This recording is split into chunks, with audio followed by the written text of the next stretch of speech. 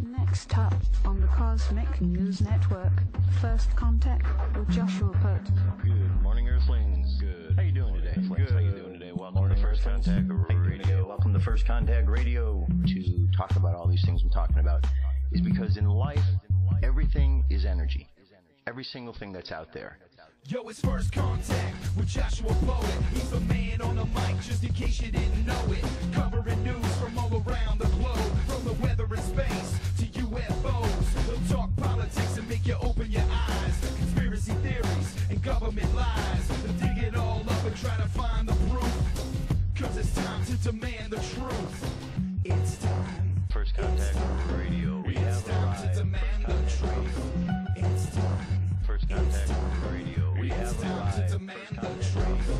It's time. First Contact Radio. It's time to demand First the Contact truth. Radio. Good morning, Earthlings. How you doing today? Welcome to First Contact Radio. It's the 3rd of December. Let's look at what we've got right here. Sagittarius, the arrow of truth. Okay, so we're Sagittarius Sun, Sagittarius Moon. So we've got a lot of that truthfulness we're dealing with. Fire, ideas, creativity. But most importantly, with Sagittarian, you have the idea of truth. So this is a good time for us to wanting to really experience the truth of what's going on. Step away from the lies. Very good. Let's see what happens today with all of this truthful energy all around us, how it inspires anything that might happen. Later tonight we have a square between the moon of Sagittarius and Mars, fire sign. The square is a lesson. So Mars, when it's used, when it's not properly channeled, it can become very warlike. Okay, so we have this truthfulness of Sagittarian against this energy that can be very warlike, aggressive if not channeled properly, or very creative and passionate if it is. Therein lies the lesson. What is the truth of that energy? So that's the aspect that we're dealing with later tonight. If we go over to our moon phase, we could see that we're just past the new moon, 1% of the way. And we've got a ways to go. We're making our way up. Waxing moon means we're going from the new moon to the full moon. So we're 1% there. The Mayan Oracle, we are at a 9-tone day. It's called the galactic tone of integrity. We're in the wave spell of the hand. And we could see our position here in the wave spell. Today is the white wizard. That's the day kin. And the guide is the mirror. So today is the galactic wizard guided by the mirror. The wizard is all about timelessness. The mirror reflects endlessness. And when you put it all together in the phrase, it's a harmonize in order to enchant modeling receptivity. I seal the output of timelessness with the galactic tone of integrity. I am guided by the power of endlessness. All right, now, just a little side note here. I know that I do this every day. I don't know if you fully understand what the whole purpose of this is. What you have here is the Mayan calendar, or the Zolkin and Jose Arguelles had taken this and kind of advanced it. He saw some corrections that needed to be made, and these are the corrections within there. Now we've gone certainly past the December 21st date when the Mayan calendar we were told was going to end, and now we see the recalibration where those are saying it's going to end on the 16th of December of this month. Well, time keeps going. Okay, whether or not these calendars come and go and end, time continues to move on. And so this is a chart. This is a way to really look at time in a different way rather than just a wristwatch. Because once you get off the planet Earth, time isn't coded according to the wristwatch. It's different. And so learning to look at time, I kind of think of this as learning to look at time in different ways, like learning different languages. You learn Earth time, and then you learn space time. And then there's certainly other ways to look at time as well. That's what all of these esoteric sciences are about, looking at energy, looking at time, looking at the universe in a different way than what we do from the perspective down here on Earth. Okay, now let's go over to space weather. Our solar wind is currently at 377.6 kilometers per second. Our planetary K index is up there today. We're into threes. It means we got some activity going on, some sort of activity. It could be coming from coronal holes, could be coming from some of the flares that came off. See a big coronal hole opening up, and this is going to be sending solar wind out into the cosmos. Will it hit us? Well, we'll find out. says if it comes this way, it'll be about the 7th or the 8th when we'll experience that. M-class flare possibility is up to 25, and X-class has dropped down from 5 back down to 1%, and geomagnetic storm activity is down pretty low as well. I want to show you something here before we move on, because later you're going to see something that's a contradiction. Right here, this is on the front page of Spaceweather, Comet ISON, rest in peace. Well, for those who are really watching and seeing, we know that that's not the case. We also know that the organizations that are involved with these images here faked the images. And by faking them, I mean that they continue to put one particular slide up there for a period of an hour to hour and a half, and amateur astronomers have picked it apart and seen that there was something very suspicious going on. So they were so quick to jump up, but later you're going to see a story that contradicts what they're saying, because if it was a RIP and we're not really paying attention to it anymore because we're told it's dead, then there shouldn't be any more stories coming from NASA, right? That's what you would think. There wouldn't be any more tracking of it, right? That's what you would think, but you're going to find out otherwise in a bit. For that, let's get over here to Suspicious Observers Report for today. Good morning, folks. SDO eclipse season is back. Happens on cue every few months. Earth and sometimes even the moon pass directly in front of the camera. Beware, every time it happens, someone successfully fools tens of thousands into thinking it's Nibiru. Now, in that same vein of abating lunacy as you look at meteorite websites, every fireball scene for the next year is going to have somebody blaming ISON. And while we might get a nice dusting in mid-January, nothing before then or much after can be linked to the comet. So if you catch someone doing such a thing, perhaps inform them of just which meteor shower we're currently in at the time. I've got 4 sites linked for you below. Some list the big ones, lots of great information, some list them all. We have one coming about 10 days away that always gives a great show every year, and I promise somebody will use it for ISON fear-mongering. Also make yourself aware of the early year showers. The one mid-January, though, is so small I'd say anything seen then absolutely is from Comet ISON. Gotta know the distinction. Couple buoys switched offline in the Bay of Bengal and west of the subcontinent.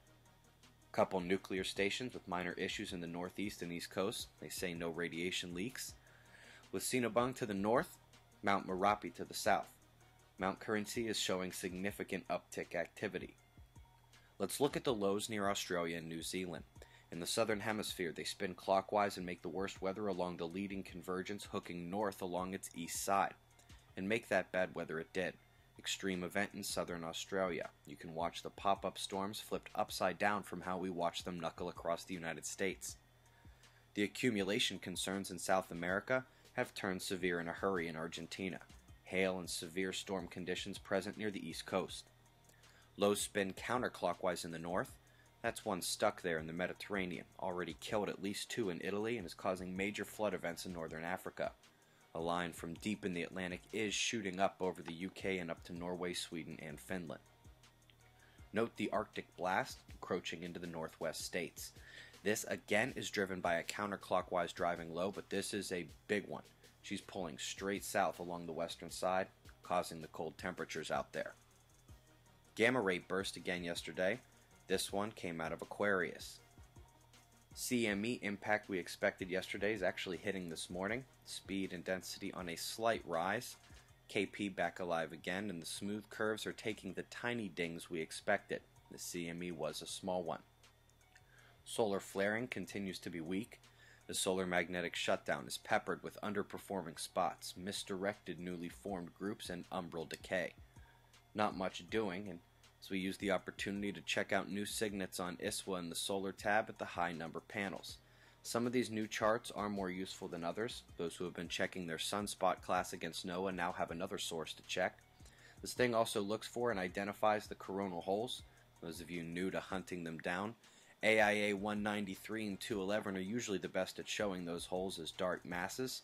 And speaking of this one, the upper coronal fields do appear to be open for at least one more day. Coronal hole power left us yesterday, but actually is coming back now. Another signet they've added looks for filaments. Remember, these can erupt as or even more violently than flares sometimes. Does not do a good job differentiating between the huge unstable bands and smaller, less significant ropes. And for those who tried to enter the Star Water coupon yesterday, you know I messed up. And since I'm not exactly sure what I did, I've just made the default membership price at full discount for everyone through the holiday. List of those asking for donated memberships is surging, and we've added a monthly option for those who want to see what you get each month. Please also take the new poll on the next Google Hangout. Eyes open. No fear, it's 6:30 a.m. Eastern Time, and that's the news. Be safe, everyone. All right. So what you heard him say was he even talked about ISON. But he didn't say ISON was dead. He talked about that there would be some debris. And he brings up a good point, that we do need to be aware there are a lot of objects in space, and we get meteor showers from time to time. So we want to make sure that we understand what's hitting us at a certain time. Sure, there's going to be a point where we're going to be affected by ISON, but there's other things as well, and you saw the list of the meteor showers that are coming in. So it's important that we do pay attention. We see what's out there. We know what's going on. It's just part of the investigation. We can't rely upon the government agencies to do this for us. We can't rely upon them providing the correct information, because we've seen over and over and over again they don't do that. So we need to take it upon ourselves. Okay? Now, today, being December 3rd, is a day that, if you recall from yesterday's video, Alex Collier was talking about since 1996, saying that his Andromedan contactees said that about this time that we were going to be going fifth dimensional as a planet. He's not the only one. Dolores Cannon has also been talking about planet Earth moving to a fifth dimensional planet. Okay? They're not the only two. There's been many others along the way over the years that have been talking about this for long periods of time. So something's going on. I don't like to necessarily hang something on any particular dates, because the cosmos has its own set of timing, and I think what we can look at is there's definitely something in the air. Alex Collier and Dolores Cannon are two people. I've met both of them. Have respect for both of them. Their information has always been good information. They're good people, serious people about their research, and nothing that I see in any of them that want to deceive anybody. Simply want to put out what they're gathering. And if you go and you look through their bodies of work, you'll find out that there's a lot of very credible information that they have put out over the course of the years. This piece here is a piece by Dolores Cannon. I want to bring this up because it's December, and this is a refresher on what she was talking about, going to this 5D world, okay, what this is all about. So let's listen to her. Here we go. Or they go back to the source. And I have whole sections in my book describing what everyone says the source is. God, they all describe it the same way. These are souls that have never been in any kind of a body at all. Can you imagine how traumatic it would be to come pure from the source and to this world Yes, now? I can. Very disturbing. Very challenging. Many people have done that. They go back to the source where they are one with God, where we all began. People are always asking me, they say in their session, I want to know where I'm from. So we're all from the same place. And they want to know, well, what about my home? I said, it's all the same place. They think of a home planet or something like that. That's not what it's about. It's all us. We all came from the source, from God, and that's where we all began. And when they're there, it is so full of love, and it's all this togetherness that they don't want to leave. Yes. So in the sessions, I asked them, well, why did you leave? It was so beautiful. I know they left because I'm talking to a body that's laying on the bed. Why did you leave? And they all say the same thing. We heard the call. They heard the call that went out, even to the other planets, to the space people, and to the ones who had never been out in from the source. We heard the call, Earth is in trouble. Will you go and help? And many of them describe meetings on the spirit side even, where they're saying, who wants to go and help? And I had one woman said, and I raised my hand. And she said, what was I thinking of? No, there you go. So here she is, and here many of them are. And this story, so there are these consistencies you're hearing. Oh, from I these do waves. thousands and thousands of people. Yes. When you get the same story for so many people, I put this all together like a puzzle. Yes. Bits and pieces. So the first wave were the ones that had the most trouble. I guess you would say they were in their later 50s, some were in their 40s, but some people say they think the early 60s would fall into the same pattern. It probably will, because that's about how long ago that we dropped the bomb. But these are the ones who don't want to be here. They're very unhappy. They have good families, they have jobs, but they don't want to be here. They don't like it. They want to go home. They don't know where home is, but they know it's not here. They don't like the violence, they don't understand it, and many of these first wavers have tried to commit suicide at different points in their life to get out of here. I have a question at this point. If they came in and they went through the traditional thing that happens when you incarnate here, which is essentially a case of amnesia, and they don't understand consciously what they're doing here, what are they functionally doing while they're here to help shift those frequencies or further this evolutionary process? The first wave are just living like everybody else. It's the second wave that are doing different things. But the first wave are the ones who don't want to be here, and they wanted to commit suicide, and they've had a very hard time. But the second wave, I found, would be in their 20s, 30s, maybe some over into the 40s. And when I'm doing them, they said they are called antennas, generators. They're here just to generate positive energy to affect everyone else. Yes, that makes sense. My son is in that age group, and he and his friends are just beautiful beings who really do work toward generating communal friendships, supporting each other, non-judgment. It's beautiful. Well, they said those kind of people can walk through a crowded mall or a store, and their energy will affect anyone that is there. Yes. Not consciously, they don't realize what they're doing, but their energy is supposed to be generated to affect other people. And I've had people come and say, what's my purpose? What am I supposed to be doing here? And the second wave, they'll usually say, you're just to be. And they don't like that when they wake up. They say, but I wanted to be doing something. All you're supposed to do is just be and allow the energy to affect other people. Yes. But the irony of it is that a lot of the second wavers don't like people, and they don't want to be around them. Their energy bothers them, but they're supposed to be affecting people, so they stay home. So they're not doing what they're supposed to be doing. A lot of the second wavers, some of the first and the second, do get married, but a lot of them don't want to because it's just it's sticky, it's dense, yes. And the second wave especially, they don't want to have children because they said having children creates karma.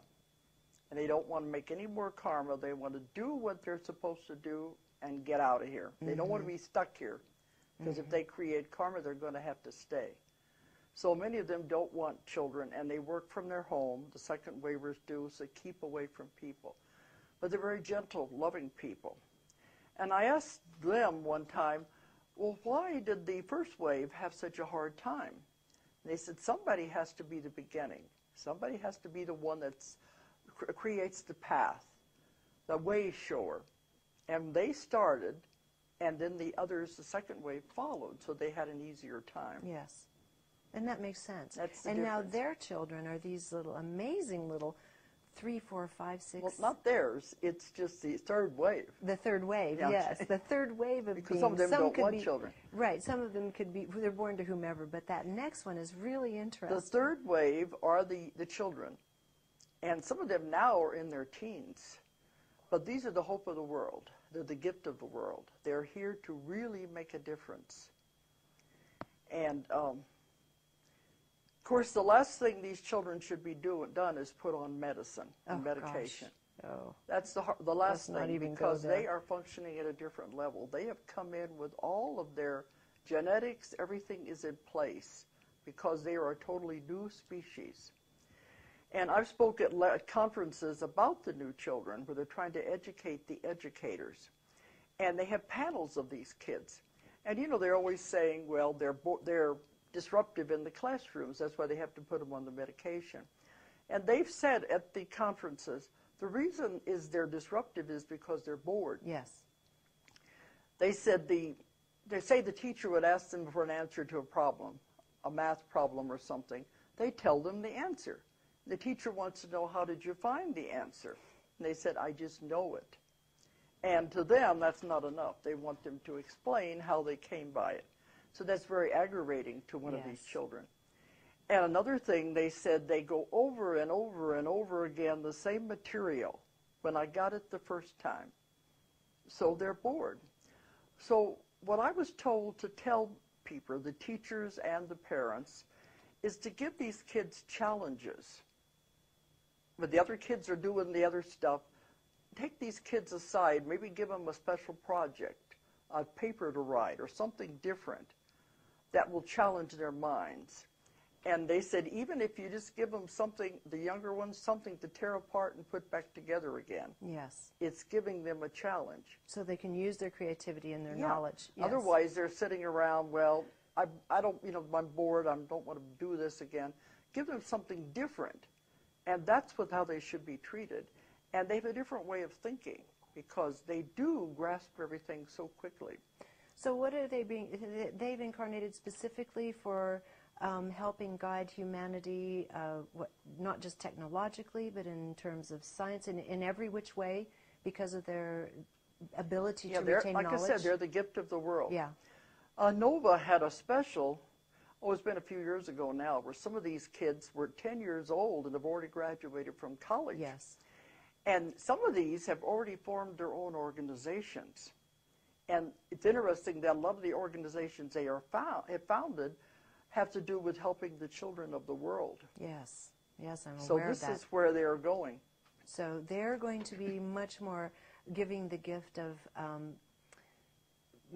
not just creating conscious community again on the planet, using getting it back to what it's supposed to be. Getting it back to what it's supposed to be. Because the rest of them were caught into the wheel of karma. They don't know how to solve their own problems, let alone the world's problems. These people don't have those basic karmic problems, so they can just go in a different way. They're putting the world into this new world, the new earth, because we're headed toward a wonderful time. Yes, that's the good news. Technology will be used in a wonderful way. So many wonderful things are happening. So these new children have a part in it. And the first and second waves have a part, but they've had difficulty. And so from this point forward, it should become much more harmonious for the beings that are choosing to incarnate during this period. Because, as you write about, this period is going to lead us to essentially parallel Earths in a sense. Yes. And this has been, I've heard about this, and even from my guides was told about this 25 years ago, and they're just very slow. All right. There's more Dolores Cannon interviews online, but there's a shift taking place. Hey, if you're one of the first or the second waves, hang in there. Okay, I know things can be tough, but hang in there. Remember, we're all in this together, and, you know, that's basically it. We're all in this together, and if we all support each other, we can get through all the tough times, because there are good times ahead. And we're told over and over and over, it's in our books, the prophecies, the wicked and the ungodly will be removed. Those aren't just words, they aren't just books that were written, they're truths about what is taking place in the universe. And we need to learn to focus not just on the physical, but outside. Because remember, energy has multiple levels. The physical energy, as far as we know it, is the lowest of the levels. Above that, you have the fire, the water, and the air. We want to learn how to mix those together and work and go to those higher realms, the higher spiritual realms, to be able to affect the physical. Because it is a spiritual battle. So if it's a spiritual battle we're dealing with, and we're told over and over in all the books and prophecies that are out there about the spiritual battle, that's where we need to go to affect the physical. All right? UFO News is up next. Stay tuned.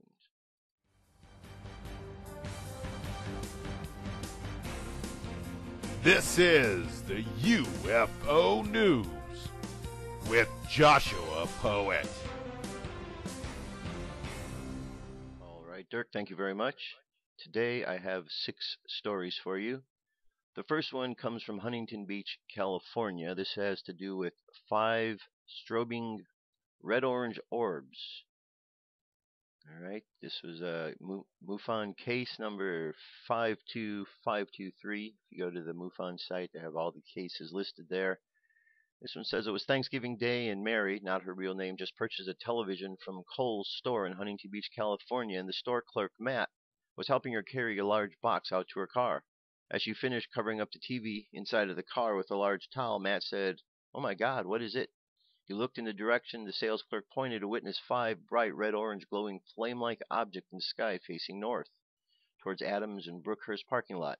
The sky behind her was clear with a hint of faint clouds.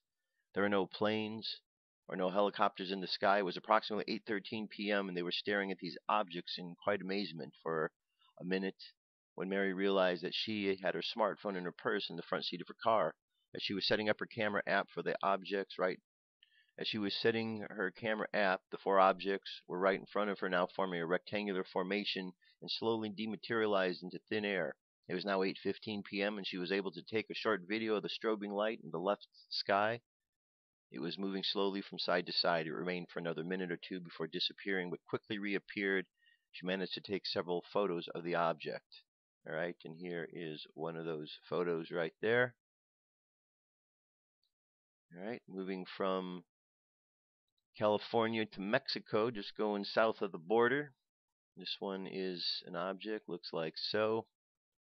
This was captured on the 29th over the weekend. Okay. Video itself is 2 minutes and 40 seconds in length. Alright. There's our object right there. Pretty good shot. You could see here it looks like 2 objects, but certainly right here when we look at it, it definitely looks like 1.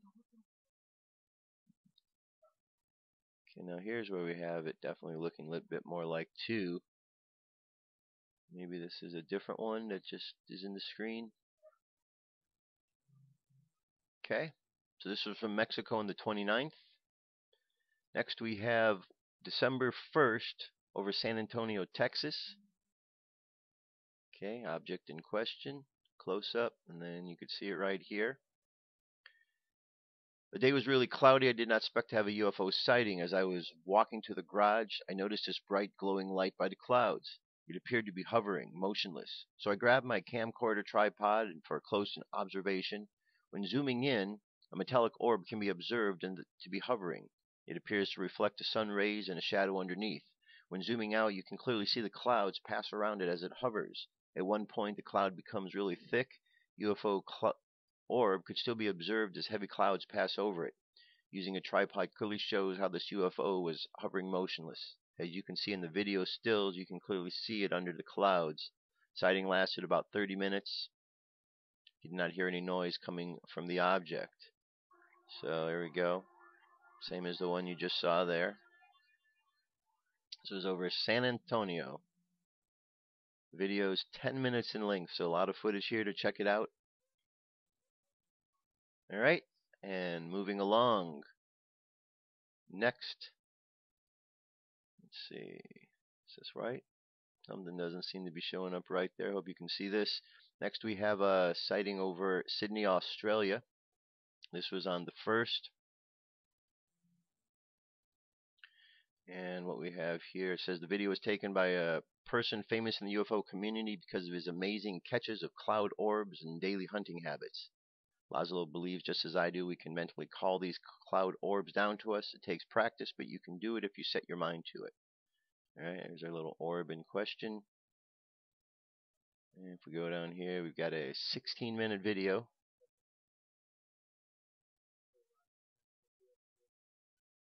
Okay, there's the orb. It goes by real quick. Okay, and let's move from here over to the next sighting. What we have is over Cranbourne, Australia. UFO sighting on December 2nd in the sky over Cranbourne, Vic, Australia. We pulled over at about 9 p.m. to film these 4 lights floating around the sky. All 4 were pretty close to the ground and eventually disappeared. They didn't do a lot, but were amazing to watch. Okay, and you can see the 2 videos right there, or the 2 orbs in the sky, or whatever they might be. Okay, and moving right along, one more story. This one comes to us. This is something that you can do, a do-it-yourself system to help capture UFOs, at least images. A new video posted on YouTube on the 28th shows one online expert describes a sky jellyfish UFO captured with an automated telescopic camera system in Miami, Florida.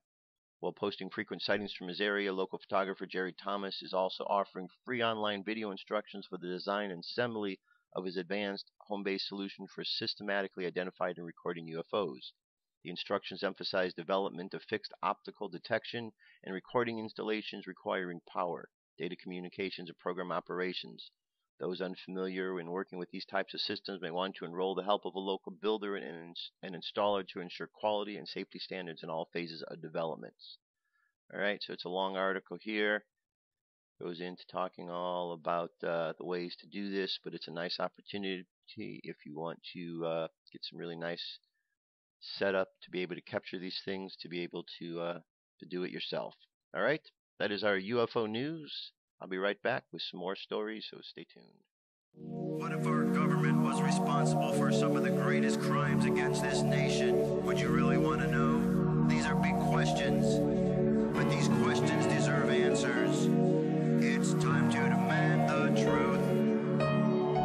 People should not be afraid of their governments. Governments should be afraid of them. All right, continuing on.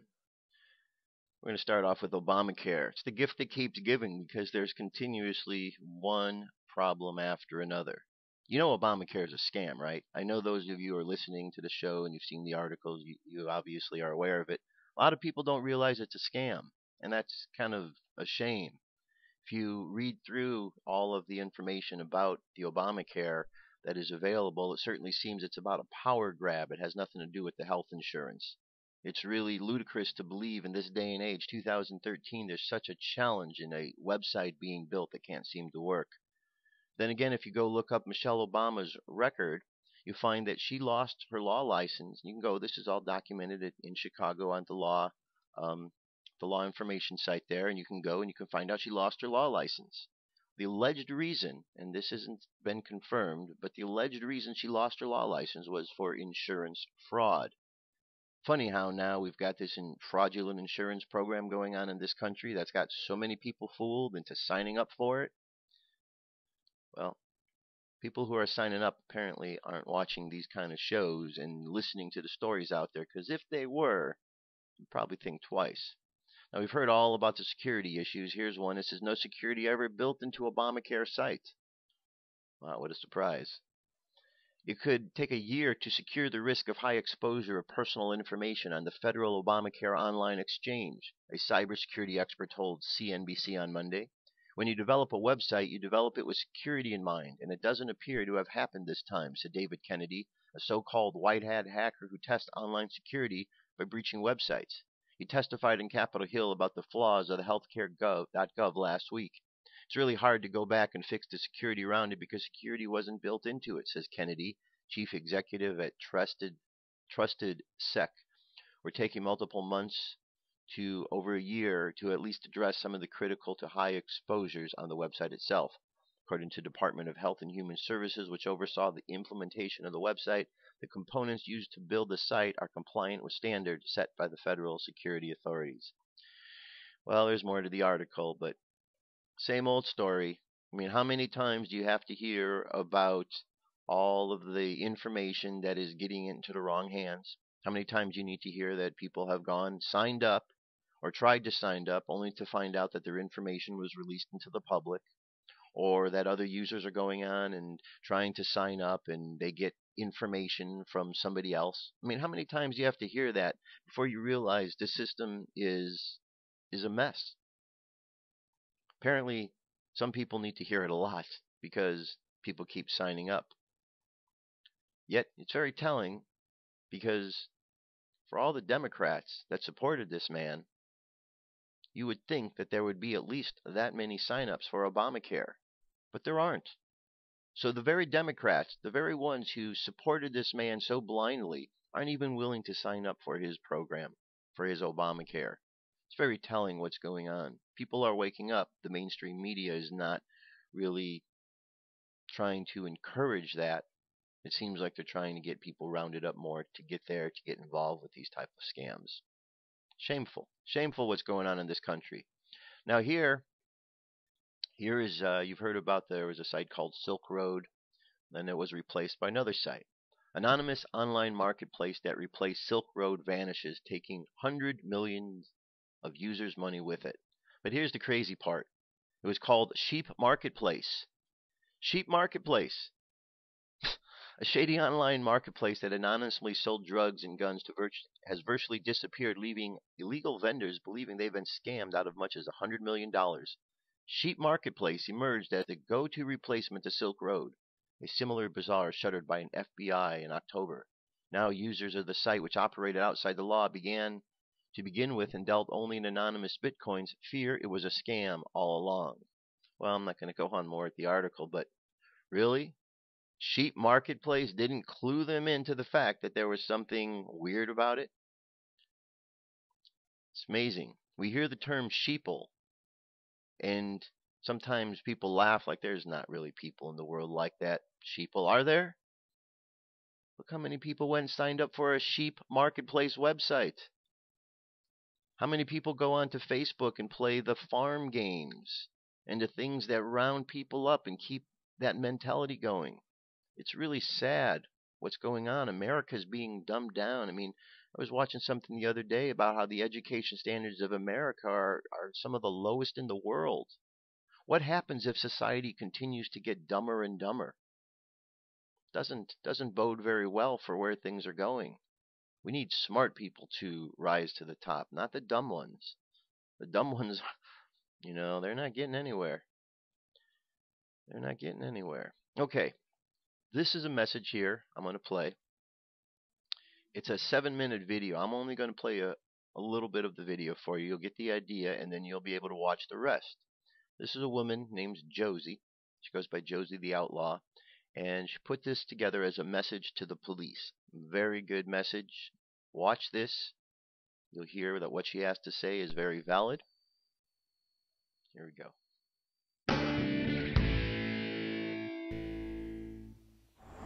If you work in law enforcement, I have a very important question for you.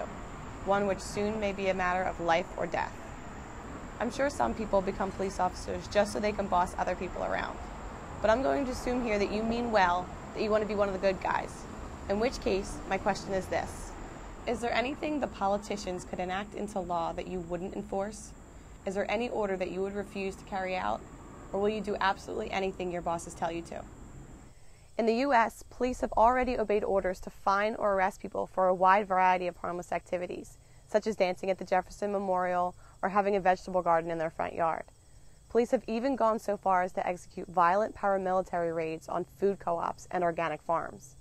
For decades, police have been carrying out armed home invasions, forced property confiscations, and other acts of violence against people who weren't hurting anyone, but who engaged in behaviors or habits which lawmakers have arbitrarily declared to be illegal.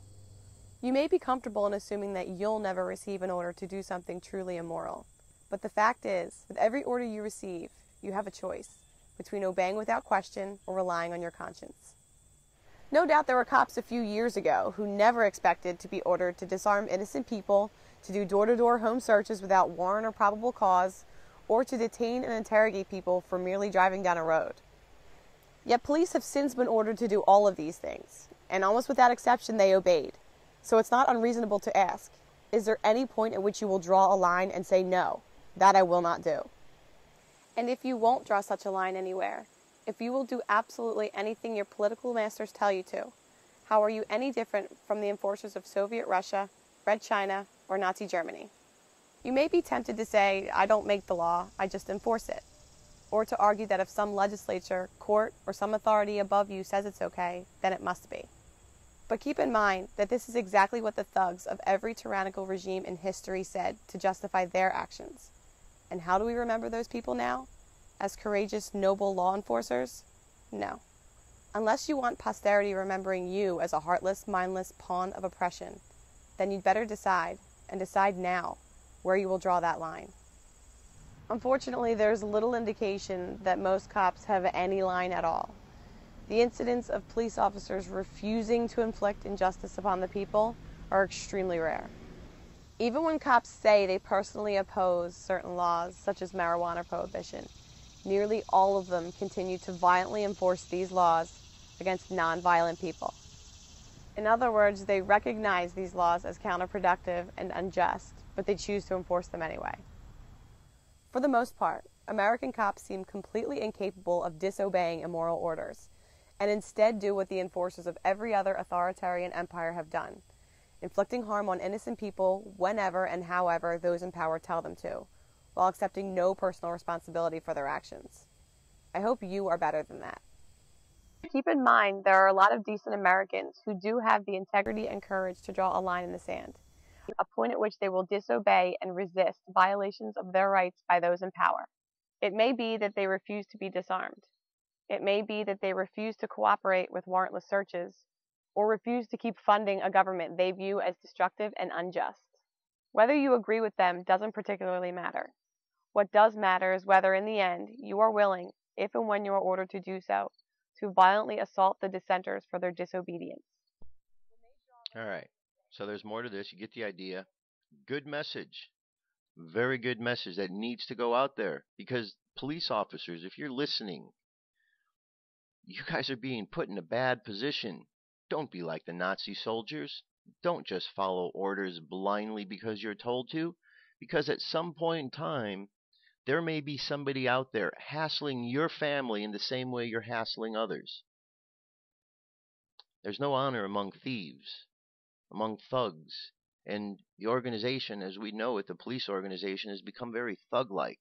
And though we believe and know that there are good police officers amongst their ranks, we don't hear about them so much. We hear more about the bad cops, the ones who have gone rogue. We don't see the stories as much about those who are turning into bad cops. So it's a sad situation. It seems that the thuggery has taken hold in the police force so much that the good cops are afraid to do anything about it. So again, police officers, you're being put in a precarious situation. Please don't become the Nazi SS working for this administration. Please don't turn upon the American people. We're hoping that you'll remember your pledge to serve and protect the people. Not the tyrannical government, but the people. That's who you're supposed to protect. Okay, let's change gears from there. Let's go back to ISON now. Now, ISON, as we talked about, is still going out there. However, there's plenty of stories that you can hear that ISON is gone and what have you. However, here is the site, CometISON2013.com, and they're still tracking it. So if they're tracking it, how could it be gone? Right? It says, following a high number of requests, we have reinstated the real-time data table. We would like to point out, however, that the information is based on Comet ISON's predicted path as calculated before perihelion. Comet ISON is due to be closer to Earth on the 26th, passing over the northern hemisphere at a distance of around 440 million miles. See below for the latest news. Okay, here's all the info. It says NASA is currently investigating what, if anything, is left of Comet ISON. If it has survived, and there's no doubt, then it's certainly not the comet it once was. It is yet to be established, however, if the flare-like appearance of Comet ISON seen in the images as it sped away from the sun were just a result of dust burning up in the comet, or has still a small nucleus. The Hubble Space Telescope is due to make further observations in the coming weeks. So what's actually happening now? Well, nobody's really just seems to know. Astronomy and news sites are buzzing with conflicting information, which is making it hard to establish if Comet ISON is indeed dead or alive. Yesterday, at perihelion, this was on the 28th, for the first few hours afterwards, hopes were fading very fast that Comet ISON had survived its journey around the sun. Images captured by the solar observing spacecraft saw ISON approaching perihelion as bright as been expected, only for it to dim sharply before passing behind the sun's disk. Astronomers waiting for ISON to emerge on the other side didn't see anything unexpected, but a faint trail of dust was observed along Comet ISON's predicted path. All right, and as it goes on down here, path, the dust was thought to be the remaining pieces of Comet ISON's broken up nucleus, and because nobody could see evidence of the nucleus, the comet was announced many as dead. Just as all hope was lost, Comet ISON's remains steadily started to brighten a little and then to flare. If Comet ISON hasn't dimmed, maybe everyone would be saying the comet of the century looks healthy and should be in good show in December. However, nobody wants to say for sure that the Comet ISON has or hasn't survived, even though it's becoming increasingly likely that some of it has. Well, okay, so we've got this, right? But then wait, there's more. Here's NASA, and this is a NASA warning they're giving about Comet ISON. But if it's dead, why would they be giving a warning? Let's see what they have to say here.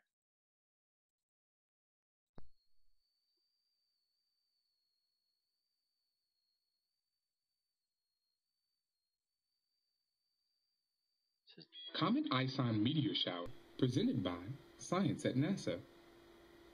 Anticipation is building as Comet ISON plunges into the inner solar system for a close encounter with the Sun in November 2013. Blasted at point-blank range by solar radiation, the Sungrazer will likely become one of the finest comets in many years. When NASA's Swift spacecraft observed the comet in January 2013, it was still near the orbit of Jupiter, but already very active. More than 112,000 pounds of dust were spewing from the comet's nucleus every minute. It turns out some of that dust might end up on Earth. Veteran meteor researcher Paul Weigert of the University of Western Ontario has been using a computer to model the trajectory of dust ejected by Comet ISON, and his findings suggest that an unusual meteor shower could be in the offing. For several days around January 12, 2014, Earth will pass through a stream of fine-grained debris from Comet ISON, says Weigert. The resulting shower could have some interesting properties. For one thing, it could dust the surface of the Earth. Weigert notes yet another curiosity. The shower is going to hit our planet from two directions at once. When Earth passes through the debris stream, we will encounter two populations of comet dust. One swarm of dust will be following Comet ISON into the Sun. Another swarm will be moving in the opposite direction, pushed away from the Sun by solar radiation pressure. The streams will pepper opposite sides of Earth simultaneously. In my experience, this kind of double whammy is unprecedented, says Weigert. Okay, so regardless of what happened, we could still see that there is something to be aware of as far as the dust coming off prior to it going into the Sun. Okay, but all we hear is the talk about it went into the Sun and it broke up, disintegrated. But then we have the 1 to 3 hour period of time where we have found that on the SOHO cameras they were faking the images. So why were they faking the images? If there was nothing for us to see, why did NASA choose to fake the images? Why did they choose that? Why? You don't hide something unless you have something to hide, something they don't want people to see. This is the story that we'll find out more, but as you just heard, that there's concern about the dust coming in and then what's coming out. Also remember that there were those who were saying that the coma of Comet ISON was as wide as 4 Earths. That's pretty good size. So when we see that object up there and that they keep showing over and over, and we see it smaller, we don't know how big that is. Maybe it went in as 4 Earths, and maybe it came out as only 1 Earth. But an object the size of 1 Earth, possibly coming our direction, well, that could be very problematic. The size of a debris field, the size of the Earth, coming our direction, could be problematic. So we need to keep all these things in mind, that there's something more than meets the eye. NASA isn't telling us the whole story. Experts aren't telling us, but amateur astronomers are picking up that there's something more than meets the eye. Again, we need to just keep paying attention. We'll watch the skies and see what happens, and that's all we can really do. All right, next we have how to ascend. Ascension 101. Thought this would be a good piece for today. This is part 1 of a multi-part piece. This is by Michelle Walling. And where do we go here? And it disappeared. There we go. Okay. The knowledge of how to ascend within our DNA, our monad carries the tools and the knowledge we need to ascend from experiencing many lifetimes, and a copy of the Akashic record has been lying dormant in our DNA. The ability to tap into this knowledge requires a clear and a healed body of light of which this itself requires a manual of instruction. This is the dichotomy, the prime expression of duality in this lifetime. We need knowledge in order to find the user's manual of knowledge. However, there is hope because each one of us holds an individualized key which unlocks the door of knowledge that contains our own personal ascension instruction manual. In this game we call life, we decide that when we incarnated into this physical form,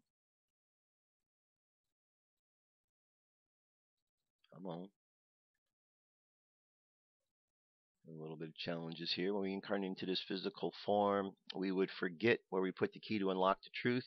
We must have been completely out of our minds to think that we would enjoy this frustrating game of hide and seek, looking under every yellow brick that comprises the journey of our path of life.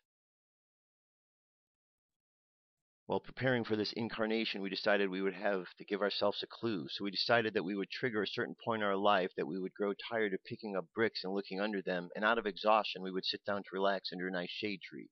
While sitting under the shade tree, we would look down at our weary hands and our feet and wonder how we would be able to continue this path of searching. And this is where the magic would happen. Our thoughts at the feet would be interrupted for a faint glow coming out of our heart. As we looked down to our chest, we would notice that it would begin to grow brighter and brighter the more we looked at it.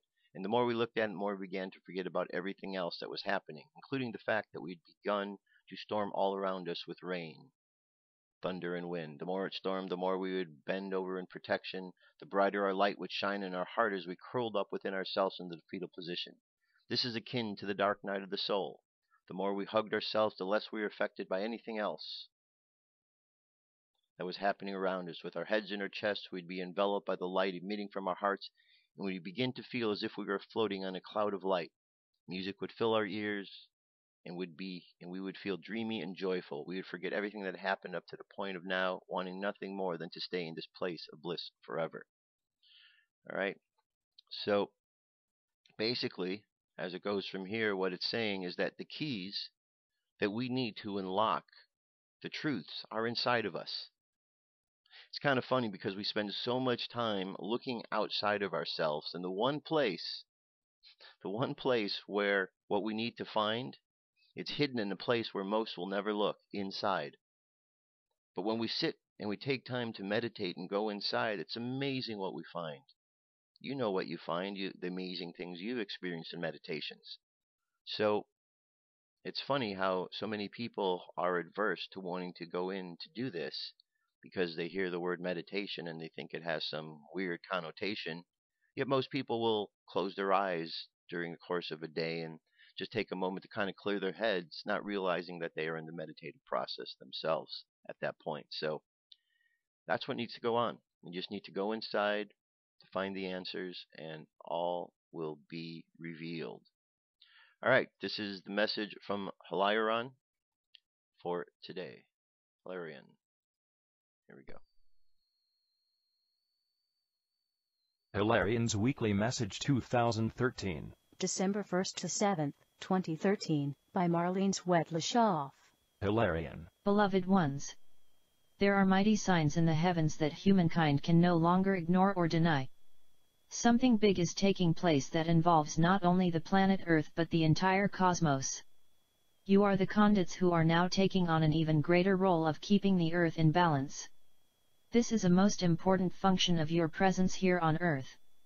Daily ground your roots into the crystalline diamond core of Mother Earth, and as you feel the Earth's energies rising upwards through your column of light, connect into the great diamond in the great central sun. This intention will bring the energies of the higher dimensions into the Earth's core and spread out in concentric circles throughout the planet through each of you. There is no place upon and within the Earth that will not be touched by these energies. Transformation in all systems is now a moment-by-moment occurrence. No one knows what will happen next, for your planet is traversing the unknown and there is nothing to do but go with it. It is both exciting and exhilarating and rather frightening at the same time. By carefully watching the signs in the heavens and those upon the earth, you can keep moving forward in faith and trust that all is well and according to the divine plan for all life in the cosmos. There is earth changes taking place which are quite startling in their suddenness, and many that are taking place beneath the oceans of your world that you are not aware of. The last vestiges of old programs and belief systems are insisting that you pay attention to them, and it behooves each of you to be steadfast in your determination to stand in your light and your truth and go the distance. Many mind-boggling occurrences are about to unfold, and it is necessary to stay connected within your divine heart space as much as possible. Be flexible in your expectations at the start of each day and takes what comes with equanimity. The unseen realms are making their appearance with greater frequency and are aligning in proximity at the edges of the end of one dimension and the beginning of another. You are the masters of alchemy and can now create the world of your deepest heart's desires. There will be many opportunities to join together in unity to focus on that which is needed in specific moments of time upon the surface of the planet. Know that as you connect with the rainbow portal of light as you come to this website, you are being activated to higher and higher levels of consciousness. It is a continuing work in progress for each and all. The raising of your frequency level is absolutely essential each day if you want to be able to cope with all that manifests upon the surface of your planet and in your daily lives. Work together and help each other as you become aware of the need to do so. Love comes calling in its many facets and wonders. The people that you are meant to meet appear as if by magic. Projects that have been put on hold suddenly complete themselves in complete grace and astounding ease. Life takes on the magical quality of synchronicity, and you will find yourselves filled with enthusiasm to create new projects and tasks. You will be raising the bar on the standards needed to walk this earth as a divine being, fully expressing your kinship with the Creator of all. You can access greater information and knowledge from the crystalline grid than was ever possible before. Tuning into the great crystals that reside in and on the planet will help align you to the hidden treasures that have been hidden within you.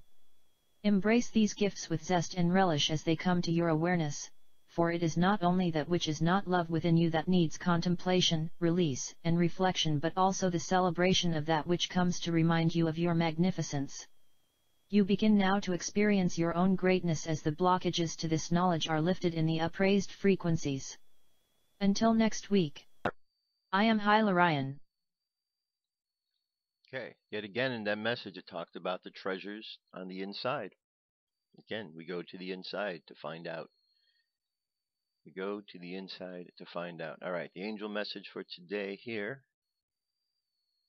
Let others be inspired by your example. Do not be fearful. Okay, it's a good one. So we can lead by example, not being fearful. Fear, false expectations appearing real. We're told by God not to be fearful, but to be strong and courageous. And these times that we're in, we're told that will come upon us like a thief in the night. That the return of Jesus Christ, that the changes that we're going to go through will return quickly as a thief in a night, which means swiftly, without really anyone noticing that they're going to happen. That's why the challenge is to pay attention, to stay on guard. And so by going in, doing the meditations, by keeping ourselves in tune with the higher vibrations of the change that's going on outside of the physical world, we really keep ourselves in that place of being aware, so that when the thief in the night does come, we're aware and we're prepared. Now, it doesn't mean that there's a thief coming, but that was just simply the example of what's going to come, the stealthiness of what might happen. So we need to be on guard. And we're going to practice that now by going inside to do our meditation for today. So close your eyes. Take a deep breath. And exhale. Take another deep breath. And exhale again. I want you to imagine that you are seated in a field and you are looking around.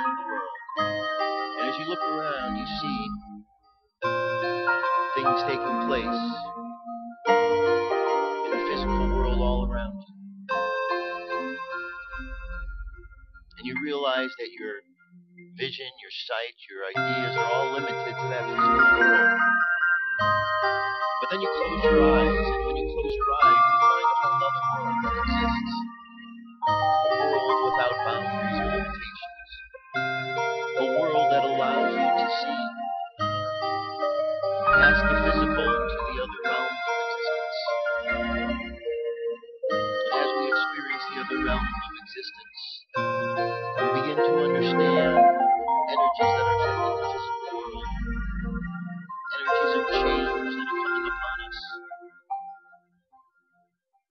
as we look at these changes from the inner perspective, we begin to understand how we move forward through life. We begin to understand that the treasure, the key, all that we need to know is within inside each one of us. And as we go in to commune with that inner spirit, the inner part of ourselves, we find that the truth that we need to understand presents itself.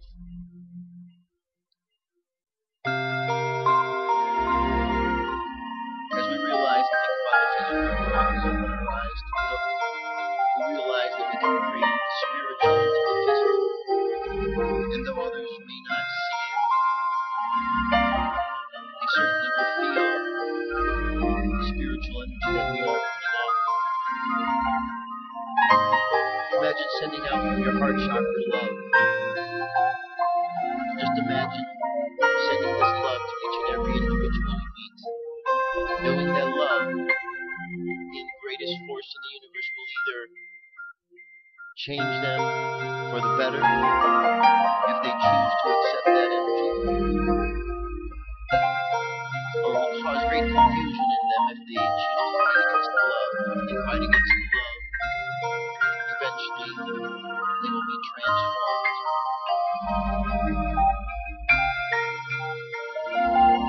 So whether it's a simple process of change they go through or a challenging one, all are changed by love to some degree or another. And therefore our job is simply to put more and more love into the world, unconditionally, allowing this love to go and make the changes it needs to. As we think about the planet, we think about a planet in need of love. For the planet has been abused. It has been disrespected. It has been torn apart. Not by the ways in which some will have you believe, but in the ways of hatred and anger, in the energetic ways that are much more devastating.